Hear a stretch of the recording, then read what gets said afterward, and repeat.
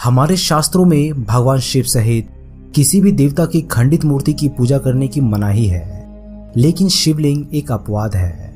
वो चाहे कितना भी खंडित हो जाए सदैव पूजनीय है। और इसका जीता जागता उदाहरण झारखंड के गोइलकेरा में स्थित महादेव शाल धाम मंदिर में देख सकते हैं। इस मंदिर में एक खंडित शिवलिंग की पूजा पिछले 150 सालों से हो रही है।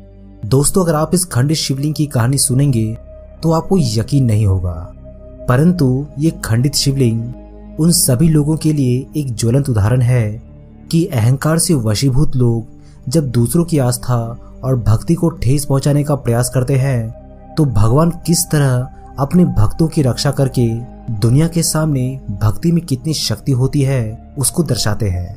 दोस्तों, शिवलिंग की कहानी भी बड़ी अचरज भरी है। इस शिवलिंग को तोड़ने के कारण एक ब्रिटिश इंजीनियर को अपनी जान गंवानी पड़ी थी। तो चलिए जानते हैं ये पूरा मामला आखिर है क्या। ये कहानी 19वीं शताब्दी के मध्य की है, जब गोइलकेरा के बड़ेला गांव के पास बंगाल नागपुर रेलवे द्वारा कलकत्ता से मुंबई के बीच रेलवे लाइन बिछाने का कार्य चल रहा था। इसके लिए जब मजदूर वहां खुदाई कर रहे थे तो उन्हें खुदाई करते हुए एक शिवलिंग दिखाई दिया। मजदूरों ने शिवलिंग को देखते ही खुदाई रोक दी और आगे काम करने से मना कर दिया। लेकिन वहां मौजूद ब्रिटिश इंजीनियर रॉबर्ट हेनरी ने इन सब को बकवास बताते हुए फावड़ा उठाया और शिवलिंग पर प्रहार कर दिया, जिससे कि शिवलिंग 2 टुकड़ों में बट गया।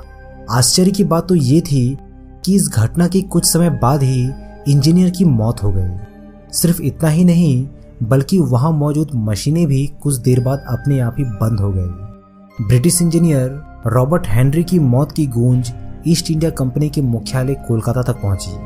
आखिरकार ब्रिटिश हुकूमत ने शिवलिंग से दूर खुदाई करने का फैसला किया। इसकी वजह से इसकी दिशा बदली गई और 2 बड़ी सुरंगों का निर्माण करना पड़ा। ब्रिटिश इंजीनियर की रास्ते में हुई मौत के बाद उसके शव को गोइलकेरा लाया गया। यहाँ पश्चिमी रेलवे केबिन के पास स्थित साइडिंग में शव को दफनाया गया। इंजीनियर की कब्र आज भी यहाँ मौजूद है, जो 150 सालों से ज्यादा पुरानी उस घटना की याद दिलाती है। खुदाई में शिवलिंग मिलने के बाद महादेव शाल में मंदिर बना और नियमित पूजा होने लगी, जबकि रतनबुरु में शिवलिंग का जो हिस्सा है उसकी पूजा ग्राम देवी के साथ गांव वाले आज भी करते हैं। दोनों ही जगह लोगों की आस्था है। रतनबुरु के बारे में कहा जाता है कि फावड़े के प्रहार के बाद शिवलिंग का छोटा हिस्सा छिटक कर यहाँ स्थापित हो गया था।